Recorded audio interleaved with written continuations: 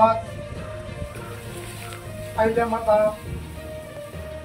अहिल्याबाई होळकर यांच्या जयंतीच्या निमित्तानं आपण आलेलो आहेत वैजापूर तालुक्यातील शूर येथे।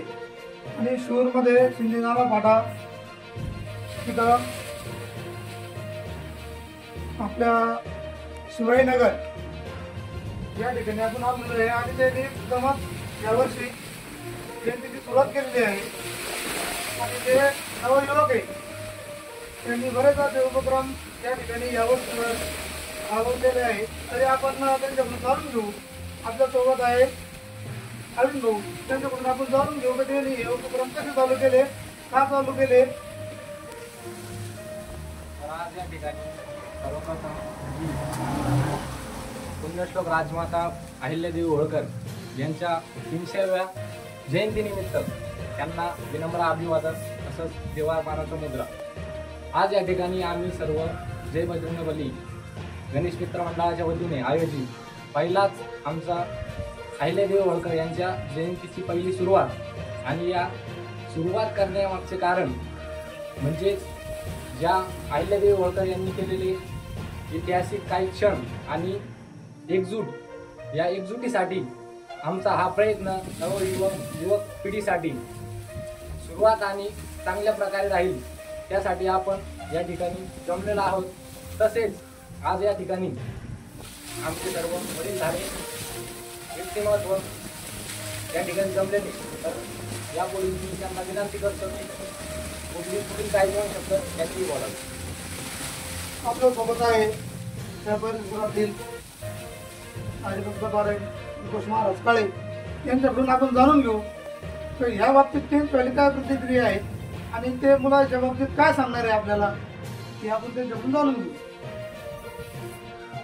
श्री संत शंकर स्वामी महाराज, श्री संत बैराबाई महाराज, श्री संत शिवाजी माता, श्री संत तुकाराम महाराज विद्यार्थी आश्रम, स्वामी महाराज शिकारे या सर्व संतांच्या आशीर्वादाने पावन झालेली ही शूरभूमी आपल्या वैजापूर तालुक्यात नव्हे तर उभ्या महाराष्ट्रामध्ये प्रसिद्ध आहे, हे आपल्या सर्वांना माहीत आहे।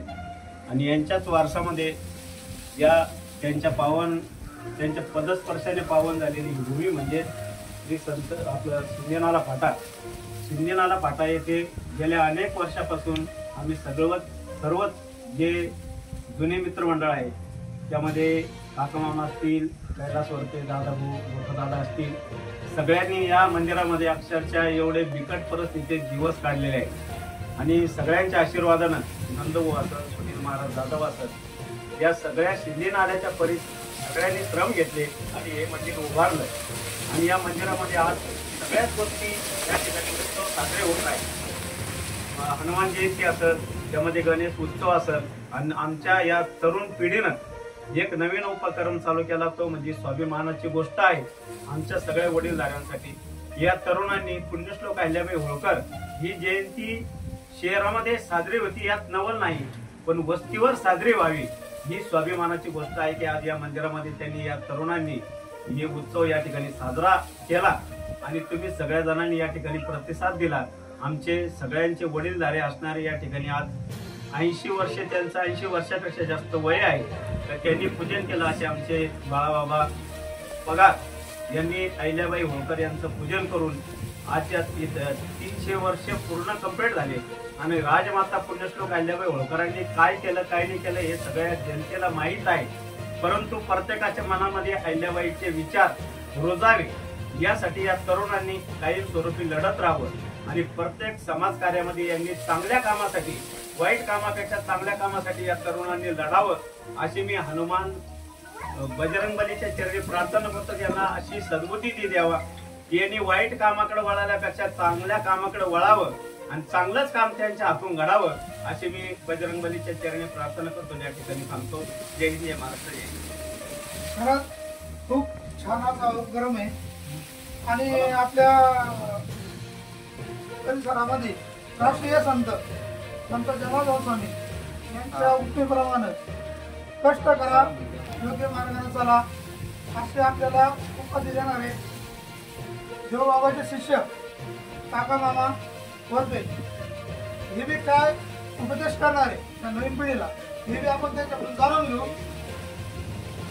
आज माता देवीचा आदर्श घेऊन अनेक कामं आमच्या सार्वजनिक मंदिराचे काम असेल, तसेच गणपतीचे याच्यामध्ये असेल सहभागी होतात. सगळे कार्यक्रम उत्साहाने आणि चांगल्या पद्धतीने पार पाडतात. असेच कार्यक्रम अनेक महापुरुषांचे जयंतीचे असे अहिल्यादेवी होळकर ज्यांनी समजा असे अनेक कार्य केले, ते नजरेसमोर डोळ्यासमोर ठेवून त्यांनी पुढे असे कार्य करीत राहा अशी मी सर्वांना मुलांना मार्गदर्शन करून सूचित करतो आणि माझे 2 शब्द थांबतो.